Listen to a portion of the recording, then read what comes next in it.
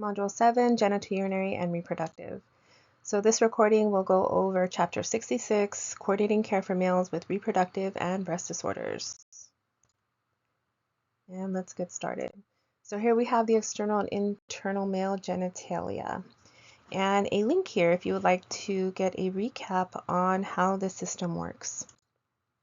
Here we have a flowchart from your textbook on hormonal control of spermatogenesis. What triggers the brain to tell the body, okay, hey, let's make some sperm. So you can kind of go through that. So how do we assess the male reproductive system? So we're going to start with a good health history. And this blue box here from your textbook gives you all the questions that you should be asking.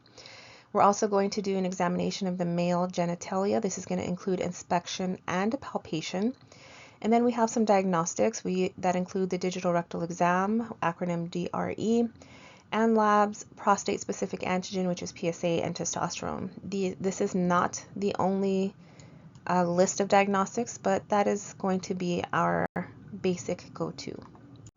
And then I also included this screenshot from your textbook about drugs that affect reproduction. Just for your knowledge, you know, if a patient is taking extra testosterone or is taking anabolic steroids, then that's going to affect their sperm production. Alcohol can decrease testosterone, which can also increase estrogen production, and so on. So you can kind of read through this just so you know that medications can also affect the male reproduction system.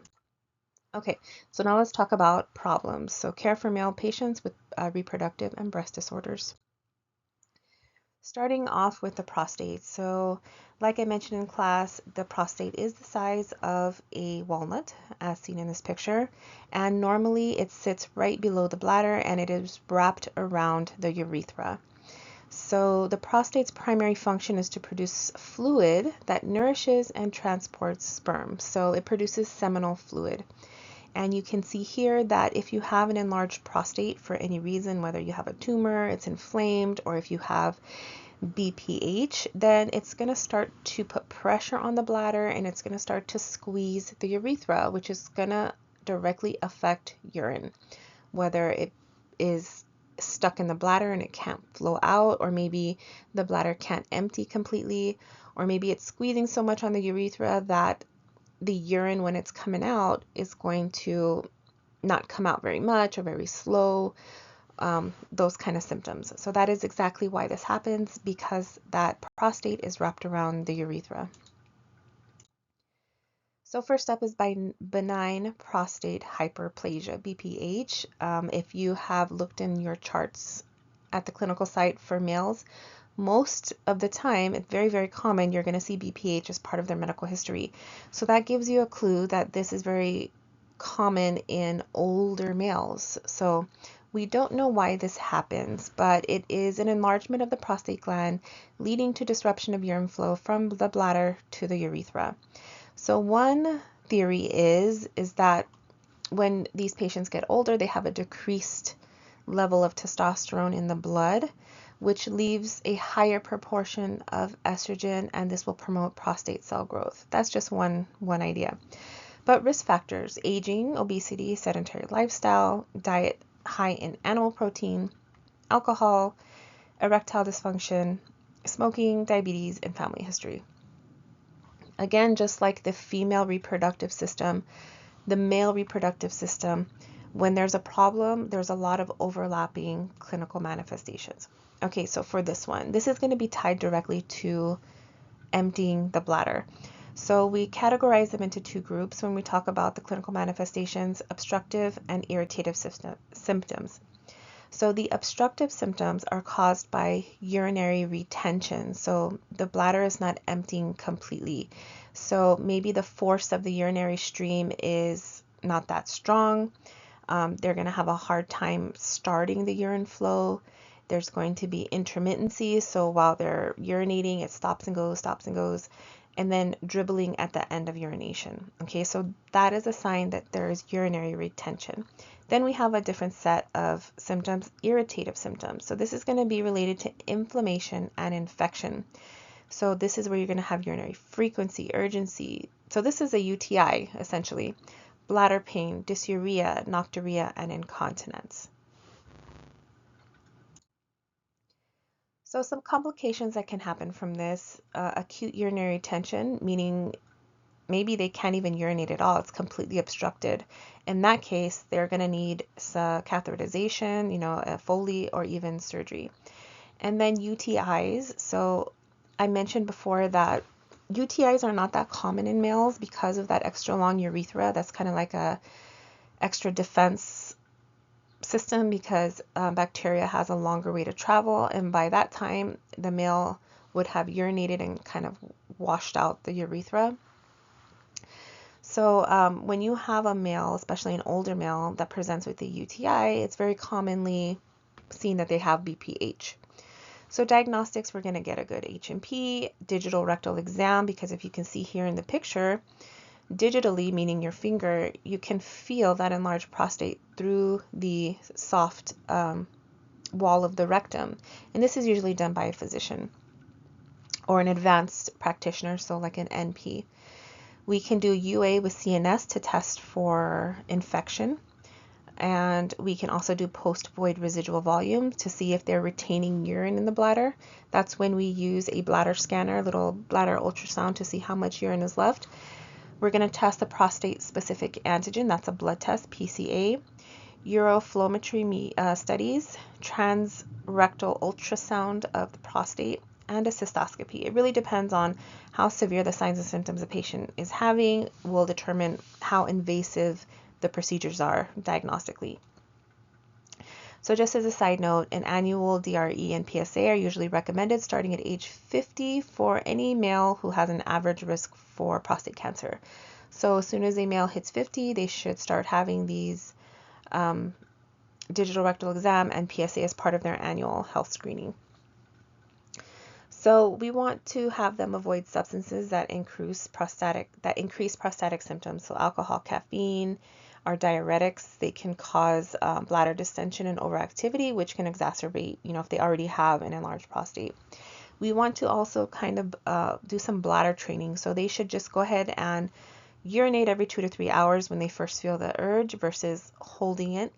And then adequate fluid intake. So anytime we have any urinary problem, whether it's female or male, hydration is really important, because we don't want stagnant urine in the bladder. We want to encourage emptying of the bladder.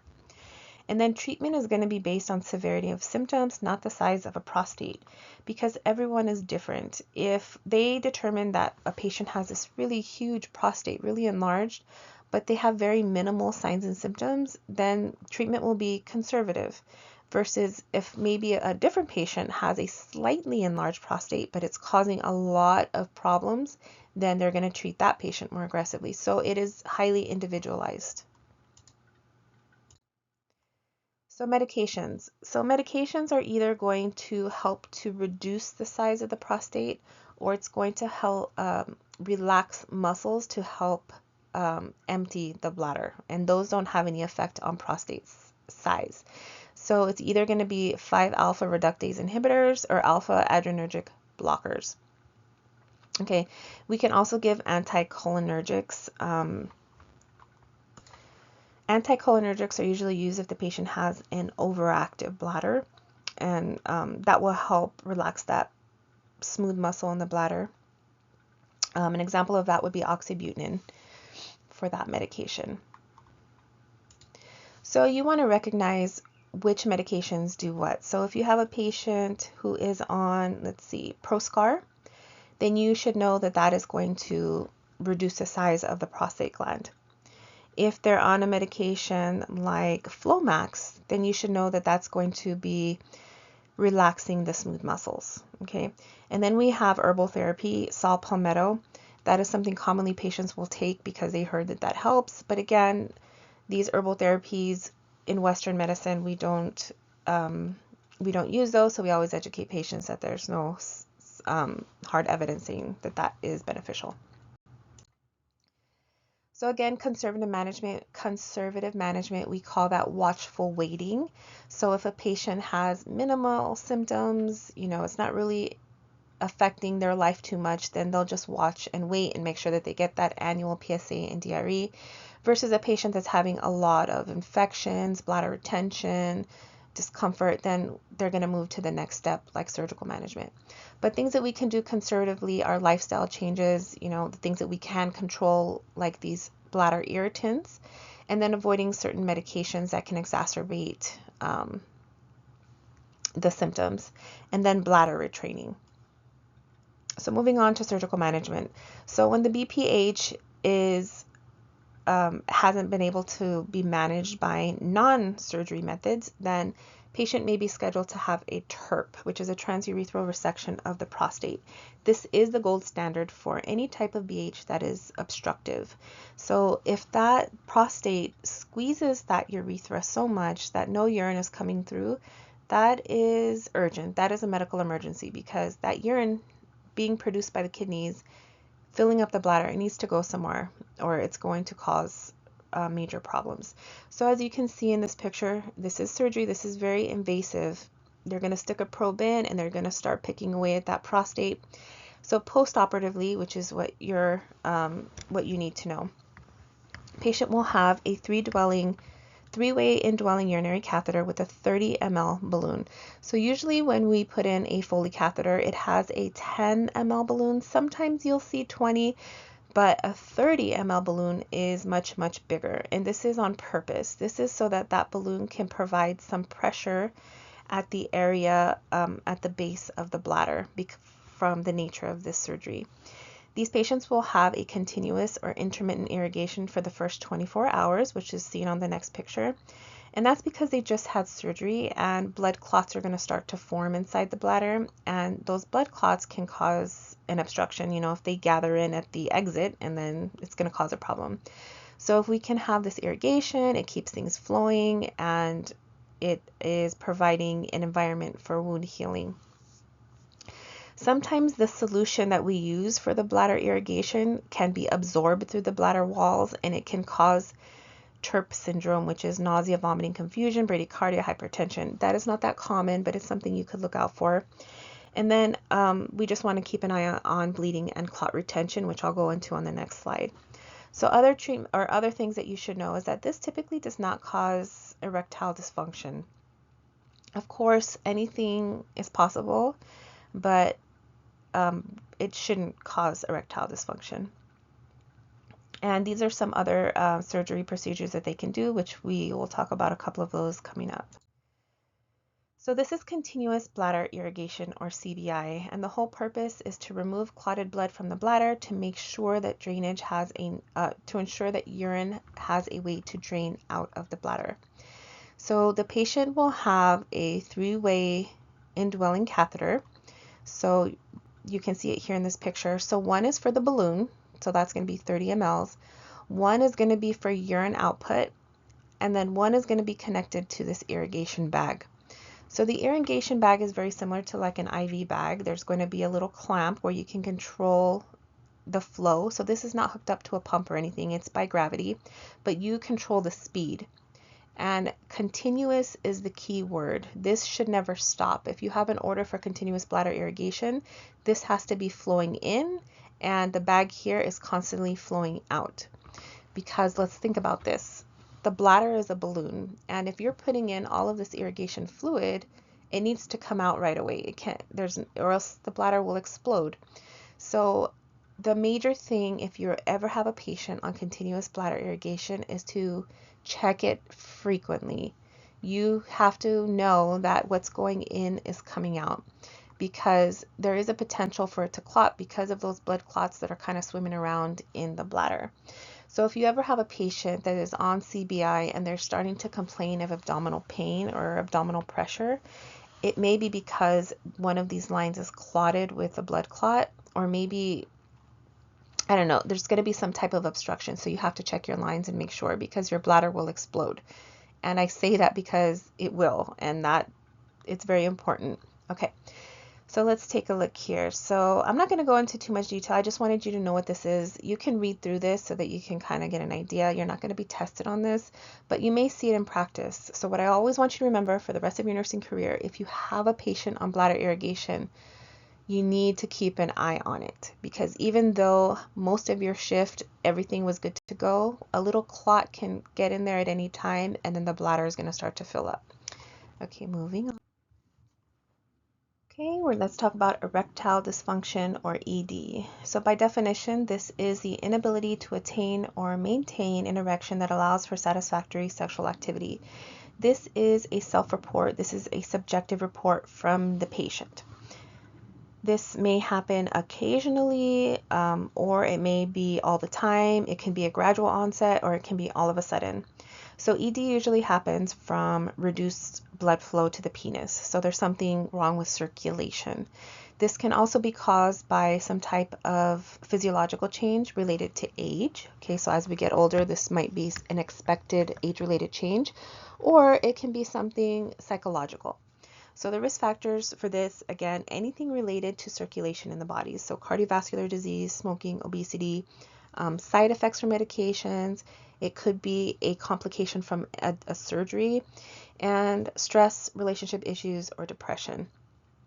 So complications from ED can be a decrease in self-esteem, a change in self-concept. It can cause a patient to be angry, anxious, and to have depression. So if the patient already has depression, it can cause ED, but ED can also cause depression. So if a younger male presents with erectile dysfunction, we may consider substance abuse, stress, or anxiety as being a common reason for that. If a middle-aged or older patient comes in with ED, we can consider maybe they already have a medical condition that can be contributing to that, or maybe a treatment like a medication they're taking for that is causing ED. This is not absolute, but this is what we see trend-wise. So diagnosing erectile dysfunction, we want to get a good sexual health and psychosocial history.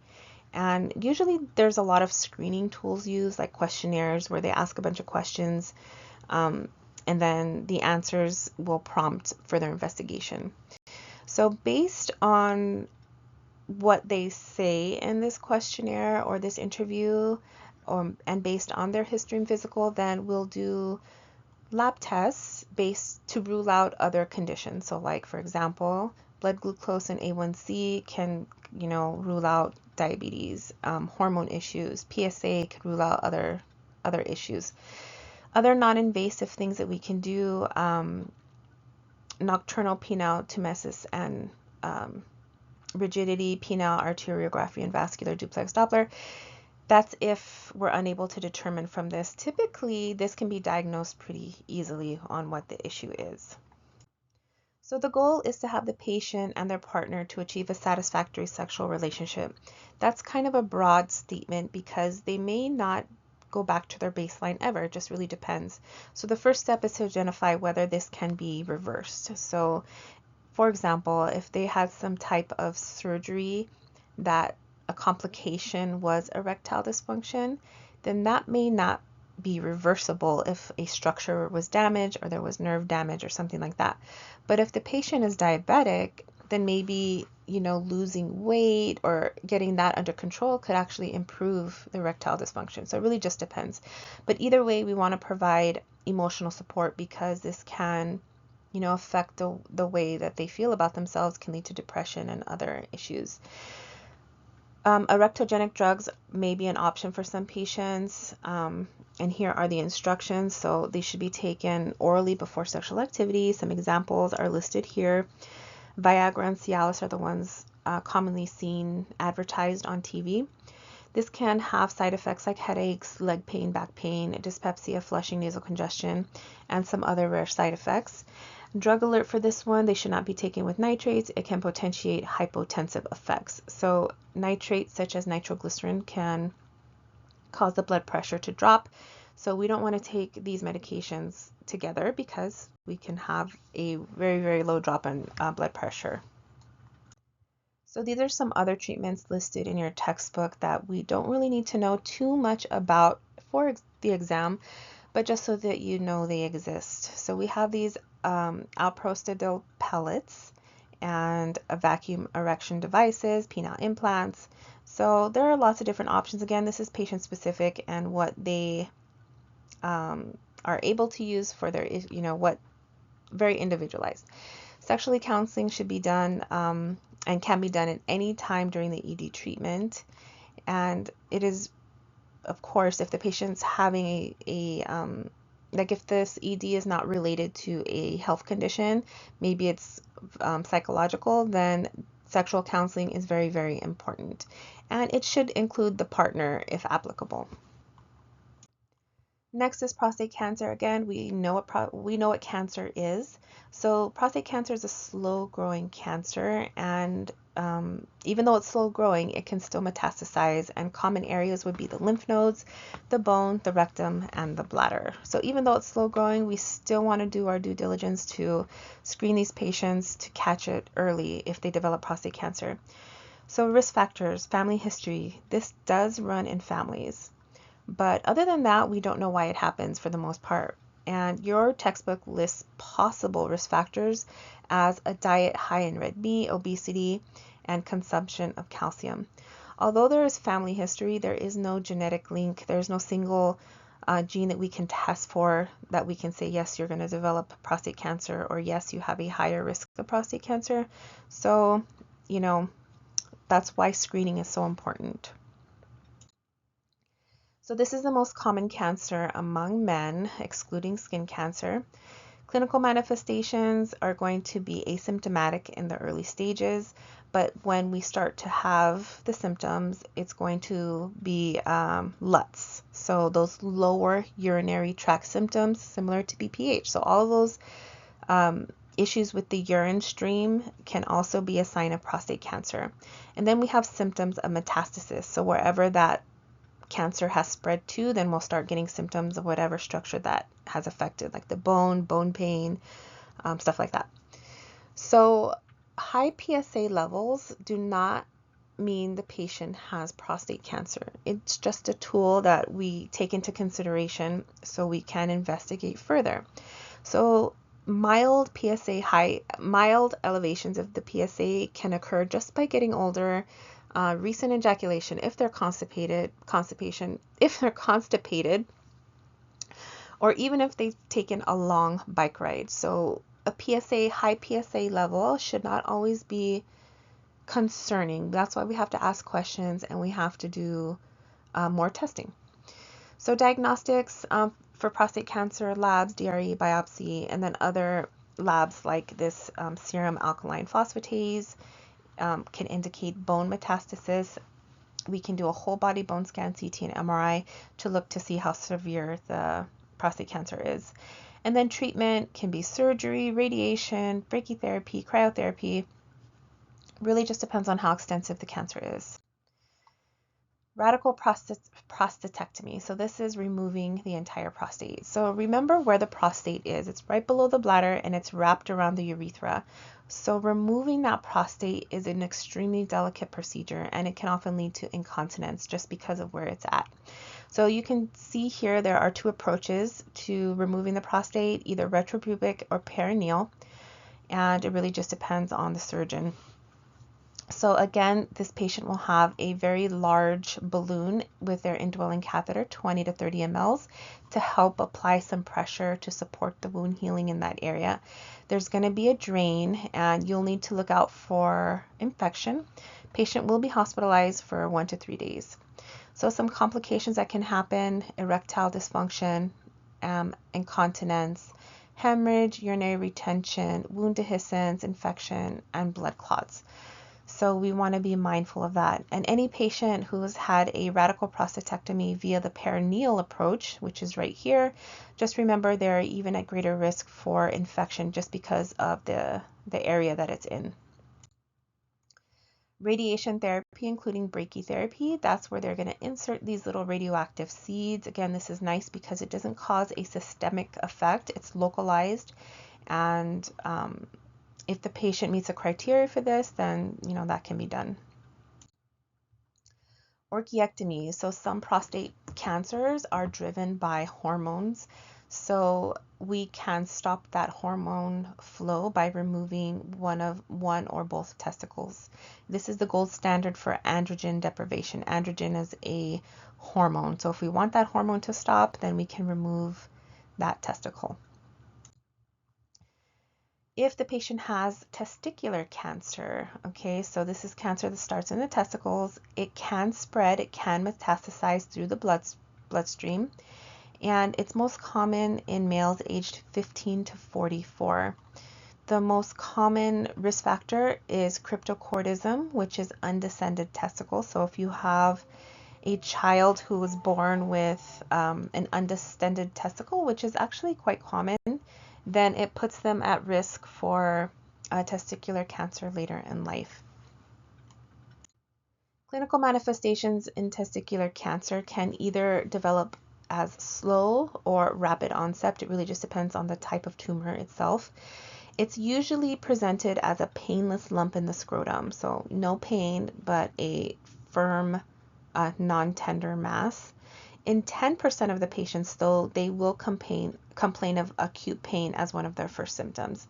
So don't think if a patient presents with pain that it's not cancer, because 10% will present with pain. And when this advances, then the patient can have lower back pain or chest pain, cough, or dyspnea. So some diagnostics, palpation of that scrotum is going to reveal that mass.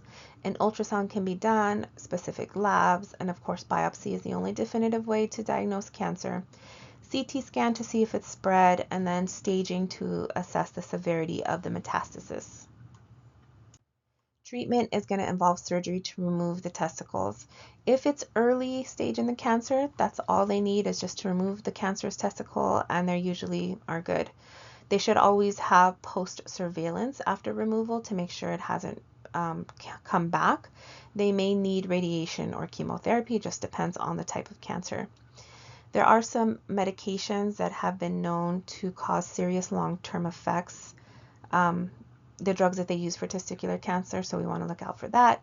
And then follow-up care, again, we want to make sure that they're followed up. Any type of cancer surgery, we want to make sure they come back to make sure it hasn't come back. And then ejaculatory dysfunction, which after testicular cancer will be present. We want to take in consideration their psychosocial effects. But this is one of the most curable cancers. And then breast cancer, this is our last slide. So very similar to breast cancer in female, the breast cancer in the male will usually present with some type of mass felt in the breast tissue. Risk factors is going to include age, so the older a male gets, between the ages of 60 and 70, they're higher risk for breast cancer.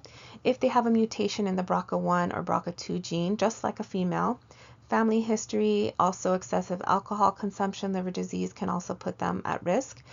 And I spoke about this in class, testicular disorders like mumps or orchitis. So if a male has mumps in childhood, they have this orchitis, so they have this swelling of the testicles. If they have that in childhood, they're more likely to get breast cancer later in life. So with this, very similar to females, clinical breast examination, ultrasound, MRI, surgery, chemo, and radiation. And that concludes this module.